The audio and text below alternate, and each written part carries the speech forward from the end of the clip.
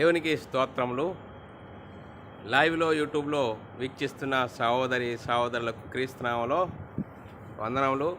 మరి ప్రార్థన చేసుకుందాం పిల్లరా. పరలోకమందున్న మా తండ్రి, నీ ప్రియకుమారుడు యేసుక్రీస్తునామములో కృతజ్ఞతాస్తుతులు స్తోత్రములు చెల్లించుకుంటున్నాం నాయన. ఇంతవరకు సజీవులుగా ఉంచి నీ కృపలో కాపాడుతూ భద్రపడుతూ సజీవులుగా ఉంచి ఉదయకాల సమయంలో నీ సన్నిధిలోనికి వచ్చి నీ ఆత్మతోనూ సత్యంతోనూ ఆరాధించుకోవడానికి ఇచ్చిన గొప్ప ధన్యత భాగ్యమును బట్టి కృతజ్ఞతాస్తుతులు స్తోత్రములు చెల్లించుకుంటున్నాం నాయన.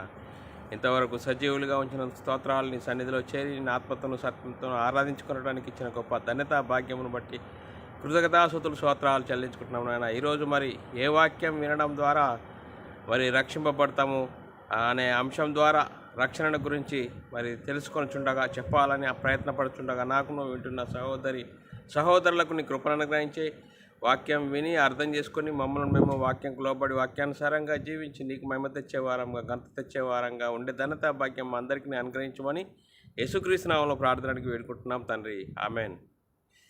మరి సహోదరులందరూ ఎలా ఉన్నారు? సంతోషంగా ఆనందంగా ఉన్నారా? మీరందరూ సంతోషంగా ఆనందంగా ఉన్నారని నమ్ముచున్నాను.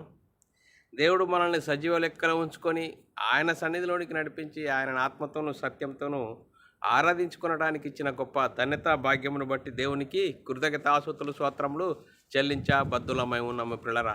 సహోదరులమైన మనము ఒకరికొకరు వందనములు చెల్లించుకోవాలని బైబిల్లోని ఆత్మనియమము సూచిస్తుంది. దాన్ని మనము అర్థం చేసుకుంటూ అనుసరిస్తూ ముందుకు సాగుదాం. ఈరోజు మరి మనమందరము సంఘానికి వచ్చిన మనమందరము సంతోషంగా ఆనందంగా ఉన్నామంటే సంతోషంగా ఆనందంగా ఉండాలి. ఎందుకు సంతోషంగా ఆనందంగా ఉండాలి? దేవుడు మనల్ని సజీవ లెక్కలో ఉంచుకొని ఆయన సన్నిధిలోనికి నడిపించి ఆయన ఆత్మతోనూ సత్యంతోనూ ఆరాధించుకోవడానికి ఇచ్చిన గొప్ప ధన్యత భాగ్యమును బట్టి దేవునికి కృతజ్ఞతాస్తుతులు స్తోత్రములు బద్దులమై ఉన్నాం పిల్లరా. మరి ఈరోజు మరి సంఘానికి వచ్చిన మనమందరము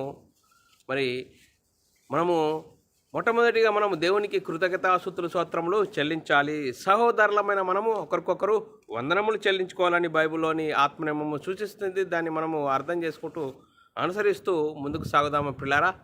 సంఘానికి వచ్చిన మనం అందరము సంతోషంగా ఆనందంగా ఉంటూ చాలా అద్భుతమైన అంశం నేర్చుకుందాం పిల్లారా. ఈరోజు అంశము మన రక్షణ పొందుటకు మనం ఏ వాక్యం వినాలి. ఈరోజు అంశము రక్షణ పొందుటకు మనం ఏ వాక్యం వినాలి, మరి ఈ అంశంను ఎందుకు నేర్చుకోవాలి అనేది మనం ఆలోచన చేసినట్లయితే పిల్లరా, మరి రక్షణ చూడు, యేసుక్రీస్తు దగ్గరకు వచ్చి యేసుక్రీస్తు దేవుని కుమారుడు, యేసుక్రీస్తు ప్రభు అని విశ్వసించి యేసుక్రీస్తు నామములో బాప్తిసం పొందిన మనము, మరి సంఘంలో చేర్చబడిన మనము, క్రీస్తు మహిమను ధరించుకున్న మనము, మనకున్న మహిమను మనము అర్థం చేసుకోవాలంటే మరి ఏ వాక్యం వింటే రక్షణ మరి మనకు కలుగుతుంది. మరి రక్షణ పొందాలంటే ఏ వాక్యం వినాలి? బైబిల్లోని 66 పుస్తకాలు ఉన్నాయండి. 66 పుస్తకాలలో మరి ఎందులో రక్షణ ఉంది? కొత్త నిబంధన. చూడండి పిల్లరా, మరి ధర్మశాస్త్ర సంబంధమైన చరిత్రలలో మరి రక్షణ ఉందా అంటే రక్షణ లేదు పిల్లరా. చూడండి పిల్లరా, మరి రక్షణ ఎందులో ఉంది? కొత్త నిబంధన. యేసుక్రీస్తు మరి ఈ లోకానికి వచ్చాడు. ఎందుకు వచ్చాడు? మరి ఏ ఒక్కరు నశించిపోవడానికి దేవునికి ఇష్టం లేదు కాబట్టి దేవుని చిత్తాన్ని నెరవేర్చడానికి యేసుక్రీస్తు ఈ లోకానికి వచ్చాడు. ఈ లోకానికి వచ్చి అందరూ నిత్య నరకానికి వెళ్తున్న తరుణంలో కాలము పరిపూర్ణమైనప్పుడు దేవుడు తన సొంత కుమారుణ్ణి పంపించి ఆయన శరీరమందు పాపమునకు శిక్ష విధించెను. చూడండి, ధర్మశాస్త్రం అందరినీ పాపంలో బంధించి ఉండగా ఏ ఒక్కరూ రక్షణ పొందలేని పరిస్థితిలో మరి యేసుక్రీస్తు కాలం పరిపూర్ణమైనప్పుడు దేవుడు తన సొంత కుమారుని పంపించాడు. మరి యేసుక్రీస్తు ఈ లోకానికి వచ్చేసాడు, దేవుని చిత్తాన్ని నెరవేర్చాడు. ఏ ఒక్కరు నశించిపోవడం దేవుని చిత్తం కాదు. అందరూ అంతటా మారు మనసు పొందాలి. అందుకోసమే మరి యేసుక్రీస్తు ఈ లోకానికి వచ్చి దేవుని చిత్తాన్ని నెరవేర్చి దేవుని ఇష్టాన్ని నెరవేర్చి ధర్మశాస్త్రం అందరినీ పాపంలో బంధించిన వారిని విడిపించడానికి ధర్మశాస్త్రాన్ని యేసుక్రీస్తు అనుసరించి లోబడి దాన్ని కొట్టివేశాడు పిల్లారా. కొట్టివేసి కొత్త నిబంధన ఇచ్చాడు. ఆ కొత్త నిబంధనను అనుసరించి జీవించిన వారమే మరి కొత్త నిబంధనకు సంబంధించిన వాక్యమును అపొస్తలులు ప్రవక్తలు వేసిన పునాది వింటేనే మనకు రక్షణ కలుగుతుంది పిల్లరా. ఆ రక్షణను గురించి మనం వింటేనే మరి ఆ రక్షణ వాక్యం వింటేనే మనం రక్షింపబడతామనే అంశము నేర్చుకుందాం పిల్లరా. మనం ఆలోచన చేద్దాం పిల్లరా. మరి పిల్లరా, మరి ఆ రక్షణ పొందాలంటే మనం ఏం చేయాలి? ఆ రక్షణ వాక్యము మనం వినాలి కదా. మరి రక్షణ వాక్యం వినాలంటే మరి ఏం చేయాలి? సంఘంతో అంటుకట్టబడాలి, సంఘంతో సావాసం కలిగి ఉండాలి. అపొస్తలులు ప్రవక్తలు వేసిన పునాది మీద కట్టబడాలి. మరి ఆ అపొస్తల బోధ ఎందునో సావాసం అందును రొట్టె ఎడదేక ఉండాలి. పిల్లారా, మనం ఆలోచన చేసినట్లయితే పిల్లారా, మరి రక్షణను గురించి మరి అబ్రాహాంకు దేవుడు వాగ్దానం చేశాడు. ఆ వాగ్దాన సంతానమైన యేసుక్రీస్తు రావాలి. చూడండి పిల్లారా, యేసుక్రీస్తు రావాలంటే పిల్లారా, మరి చూడండి పిల్లారా, ఒకనాడు దేవుని జనాంగమైన ఇజ్రాయేలుకు ధర్మశాస్త్రం ఇచ్చాడు. ధర్మశాస్త్రం అనుసరిస్తే నీతిమంతులు అవుతారు, అతిక్రమించే శాపగ్రస్తులు అవుతారు. ధర్మశాస్త్రం వారు అనుసరించారా, అతిక్రమించారంటే అనుసరించలేరు. మరి ఒకనాడు దేవుని జనాంగమైన మరి వారు అనుసరించలేరు. అన్ని జనులైన వారు కూడా స్వభావ సిద్ధంగా అనుసరిస్తే నీతిమంతులు అవుతారు, వారు కూడా అనుసరించలేరు. ధర్మశాస్త్రం అందరినీ పాపంలో బంధించింది. ఆ బంధించిన వారిని విడిపించడానికి దేవుడు కాలం పరిపూర్ణమైనప్పుడు దేవుడు తన సొంత కుమారుని యేసుక్రీస్తుని ఈ లోకానికి పంపించాడు. ధర్మశాస్త్రం అమల్లో ఉన్న కాలంలో యేసుక్రీస్తు లోకానికి వచ్చాడు. లోకానికి వచ్చి ధర్మశాస్త్రంకు లోబడ్డాడు, ధర్మశాస్త్రం అనుసరించాడు, ధర్మశాస్త్రాన్ని శిలువలో కొట్టివేసి యేసుక్రీస్తు మరణించి సమాధి చేసి 3వ దినమున తిరిగి లేచి పరలోకానికి వెళ్ళి పరలోకంలో ఉన్న పరిశుద్ధాత్మను పంపించి ఆ పరిశుద్ధాత్మను పొందుకున్న 12 మంది యేసుక్రీస్తు మరణ సమాధి పునరుద్ధానం గురించి సువార్తను ప్రకటించారు. ఆ సువార్తను విన్నవారు హృదయాలు పొడవబడ్డ తర్వాత సహోదరులారా, అయ్యలారా, మేమేం చేయాలంటే వారు ఏమంటారు? మారు మనసు పొంది పాప క్షమాపణ నిత్యం ప్రతి వాడు యేసుక్రీస్తు నామములో బాప్తిసం పొందుడు అప్పుడు పరిశుద్ధాత్మను వరం పొందుతారు. పరిశుద్ధాత్మను వరం ఏంటి? ఆదామవ్వలు పోగొట్టుకున్న దేవుని కుమారత్వం పొందుకుంటారు యేసుక్రీస్తు నామములో బాప్తిసం పొందితే అని లేఖనాలు చెప్తున్నాయి పిల్లారా.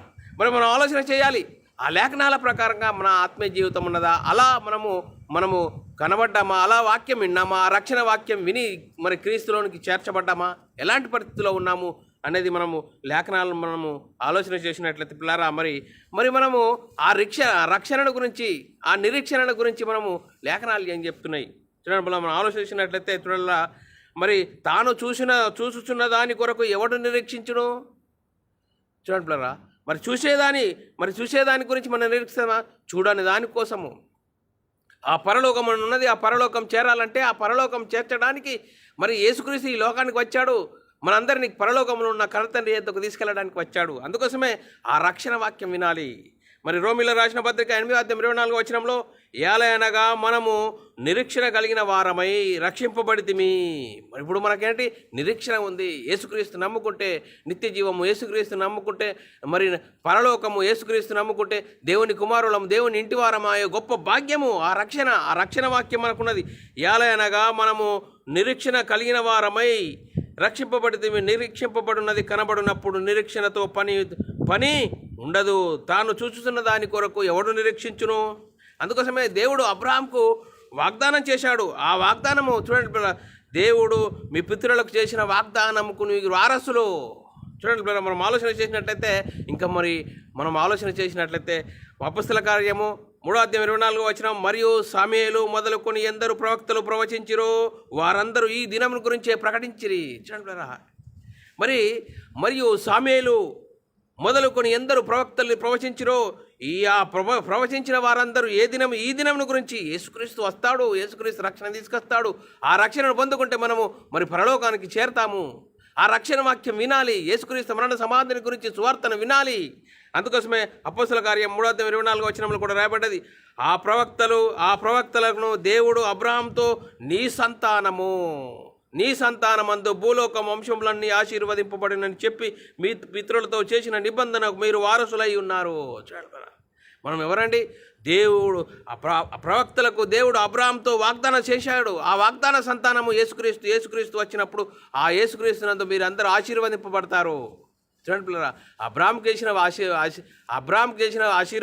ఆశీర్వాదం ఏంటి అంటే ఈలోక సంబంధమైనది కాదు పిల్లరా. ఒకనాడు దేవుని జనాంగమైన వారికి ఈలోక సంబంధమైన ఆశీర్వాదాలు ఉన్నాయి. ఇప్పుడు నేడు క్రైస్తవులైన వారికి ఆత్మ సంబంధమైన ఆశీర్వాదం, ఆత్మను రక్షింపబడము, ఆత్మను జీవింపజేసుకోవడము.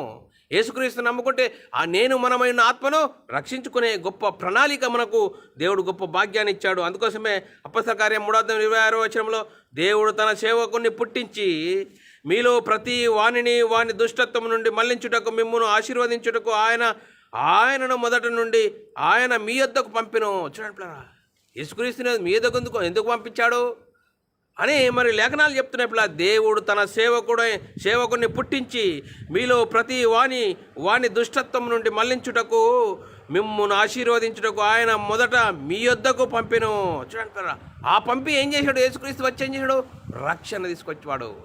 యేసుక్రీస్తు ఈ లోకానికి వచ్చాడు, ధర్మశాస్త్రం అమల్లో ఉన్న కాలంలో వచ్చాడు, ధర్మశాస్త్రంకు లోబడ్డాడు, ధర్మశాస్త్రం అనుసరించాడు, ధర్మశాస్త్రాన్ని సిలువలో కొట్టివేశాడు. చూడండి, యేసుక్రీస్తు సిలువలో కార్చిన రక్తధారల నేను పాపిని, నా పాపల కోసం యేసుక్రీస్తు సిలువలో మరణించాడు, దేవుడు ఆయనను లేపాడని విశ్వసించి యేసుక్రీస్తు నామములో బాప్తీసం పొందే అప్పుడు నువ్వు క్రీస్తు మహిమను ధరించుకుంటావు, సంఘంలో చేర్చబడతావు. అప్పుడు నీకున్న మహిమేంటో, క్రైస్తవుడికున్న మహిమేంటో అప్పుడు తెలుసుకుంటావు. చూడండి పిల్లరా, మనం ఆలోచన చేయాలి. మరి ఆ యేసుక్రీస్తును మరి నమ్ముకోవడము, యేసుక్రీస్తును విశ్వసించడము, యేసుక్రీస్తు ద్వారా రక్షణ అని లేఖనాలు చెప్తున్న పిల్లరా. ఆ రక్షణ సువార్త, ఆ సువార్తలో ఉంది దేవుని శక్తి అని లేఖనాలు చెప్తున్న పిల్లరా. మరి మనం ఆలోచన చేసినట్లయితే రోమీయులకు రాసిన పత్రిక 1:16 వచనంలో సువార్తను గురించి నేను సిగ్గుపడవాడను కాను పౌలు గారు. చూడండి పిల్లరా, పౌలు గారు ఏమంటాడు? నేను సువార్తను గురించి సిగ్గుపడపాడను కాను, ఏలయనగా నమ్ము ప్రతి వానికి, మొదట యూదునికి గ్రీకు దేశస్థునికి కూడా రక్షణ కలగజేయుటకు అది దేవుని శక్తి అయి ఉన్నది. చూడండి పిల్లరా, సువార్తలో ఏముందట? దేవుని శక్తి. ఆ దేవుని శక్తి ఉంది. చూడండి పిల్లరా, సువార్త, ఆ సువార్తలో ఉంది దేవుని శక్తి. సువార్త అంటే ఏంటి? బైబిల్ ఏం చెప్తుంది పిల్లరా? మనం ఆలోచన చేద్దాం. 1 కొరింథీయులకు రాసిన పత్రిక 15:1-4 వచనాలు చదువుకుంటే సువార్త అంటే ఏంటి? మరియు సహోదరులారా, నేను మీకు ప్రకటించుచున్న సువార్త మీకు తెలియజేయుచున్నాను. మీరు దానిని అంగీకరించిద్రి, దాని అందే నిలిచి ఉన్నారు. మీ విశ్వాసం వ్యర్థమైతేనే కానీ నేను ఏ ఉపదేశ రూపకంగా సువార్త మీకు ప్రకటించిద్రో ఆ ఉపదేశము మీరు గట్టిగా పట్టుకున్న ఎడలా ఆ సువార్త వలనే రక్షణ పొందువారై యుందురు. నాకు ఇయ్యబడిన ఉపదేశము మొదట మీకు అప్పగించితిని, అదేమనగా లేఖనముల ప్రకారం క్రీస్తు మన పాపముల నిమిత్తం మృతి పొందెను, సమాధి చేయబడను, లేఖనముల ప్రకారం 3వ దినమున తిరిగి లేచెను. ఇది సువార్త అండి. చూడండి, యేసుక్రీస్తు మనందరి నిమిత్తము అదేమనగా లేఖనముల ప్రకారం క్రీస్తు మన పాపముల నిమిత్తం మృతి పొందెను, సమాధి చేయబడను, 3వ దినాన తిరిగి లేచెను. లేఖనాల ప్రకారం ఇది పిల్లరా. మరి ఈ రక్షణ వాక్యం విని మనం క్రీస్తులోనికి చేరామా? లేకుంటే లోక సంబంధమైన, ప్రకృతి సంబంధమైన వాటి కోసము దేవుడు నిన్ను ఆశీర్వదిస్తాడు. దేవుడు నీకు ఈ లోకంలో ఏమి లేవా, యేసుక్రీస్తు ఎదుకు రా, యేసుక్రీస్తు వస్తే యేసుక్రీస్తు నమ్ముకుంటే మీకు కలుగుతాయని ఆ విధంగా నువ్వు సంఘంలో చేర్చబడ్డావా? ఏ విధంగా సంఘంలో చేర్చబడ్డావు? సహోదరుడా, సహోదరి, ఈరోజు నువ్వు ఆలోచన చేయాలి.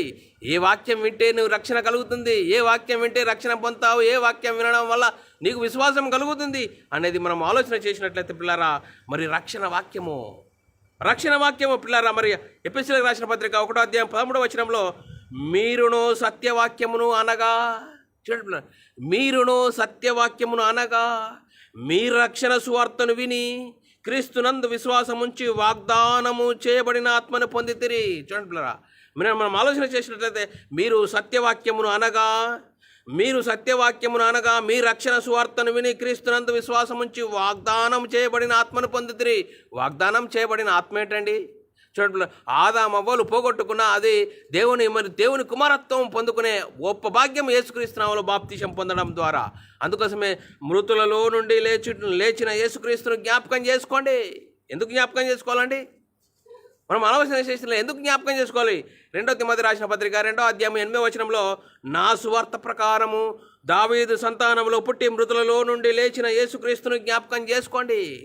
యేసుక్రీస్తుని జ్ఞాపకం చేసుకోవడం వల్ల రక్షణ, ఆ రక్షణ వాక్యం వినాలి. ఆ రక్షణ సువార్తను వింటేనే మీలో హృదయంలో కార్యసిద్ధి కలగజేసేది సువార్తనే.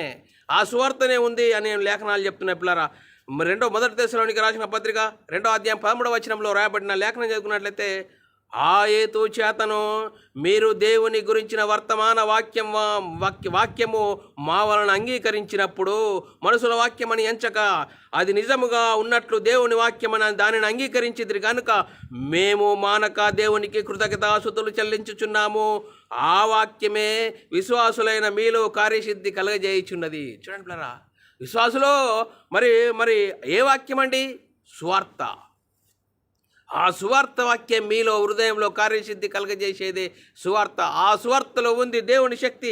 ఆ దేవుని శక్తిని గురించి మరి జ్ఞాపకం చేసుకోండి. అందుకోసమే పిల్లరా, మరి ఆ యేసుక్రీస్తు మరణ సమాధిని గురించి సువార్తను ప్రకటిస్తున్నప్పుడు ప్రారంభంలో 1వ శతాబ్దంలో ఏమంటారు? దేని గురించి అన్నా చెప్పండి, యేసునామమును గురించి చెప్పకండి అని చెప్తున్నారు పిల్లరా. మరి మనం ఆలోచన చేసినట్లయితే అపొస్తలులు ఏమంటారు? మేము కన్న వాటిని విన్న వాటిని చెప్పకుండా ఉండలేం. చూడండి పిల్లరా, మరి మొదటి శతాబ్దంలో పెద్దలు ఏం చేశారు? వారు మీరు దేని గురించి అన్న చెప్పండి, యేసునామముల గురించి చెప్పొద్దని చెప్తున్నారు. యేసునామములో ఉంది రక్షణ. మనం ఆలోచన చేద్దాం. అపొస్తలుల కార్యం 4:18 లేఖనాలు చెప్తున్న పిల్లలు, అప్పుడు వారిని పిలిచి మీరు యేసునామమును బట్టి ఎంత మాత్రమును మాట్లాడకూడదు, బోధింపకూడదని వారికి ఆజ్ఞాపించిరి. ఏమంటున్నారండి? యేసునామముల గురించి చెప్పొద్దు, మీరు ఏదైనా చెప్పురి, ఎందుకంటే యేసునామంలో ఉంది రక్షణ. పిల్లలు మనం ఆలోచన చేసినట్లయితే అప్పుడు వారిని పిలిచి యేసునామమును బట్టి ఎంత మాత్రము మాట్లాడకూడదని, బోధింపకూడదని వారికి ఆజ్ఞాపించెను. మరి అపొస్తలుల కార్యం 5:28 కూడా ప్రధాన యాజకుడును వారిని చూసి మీరు ఈ నామమును బట్టి బోధింపకూడదని మేము మీకు ఖండితంగా ఆజ్ఞాపింపలేదా? చూడండి, ఇదిగో మీరు యెరూషలేమును ఈ బోధతో నింపి ఈ మనిషిని హత్య మా మీద తేవాలని ఉద్దేశించుచున్నారా? చూడంటారా, మరి ప్రారంభంలో మనం ఆలోచన చేసినట్లయితే ప్రధాన యాజకులను పెద్దలు ఏం చేశారు? యేసునామమును గురించి చెప్పొద్దని ఆ కాలంలో ఉన్నారు. ఈ కాలంలో యేసునామమును గురించి ప్రకటించద్దు అని చెప్పకూడదని ఈరోజు సాతాను తానే వెలుగుదూత వేషం ధరించుకొని సంఘంలో డాంపు చేసి ఏం చేయడం? లోక సంబంధమైన వాటిని గురించి బైబిల్ని చూపెడుతున్నాడు. ధర్మశాస్త్ర సంబంధమైన చరిత్రలు చెప్పి ఉపమానాలు చెప్పి కాలం గడుపుతున్న పరిస్థితి నేడు మనకు కనబడుతున్నది పిల్లరా. మనం ఆలోచన చేద్దాం పిల్లరా.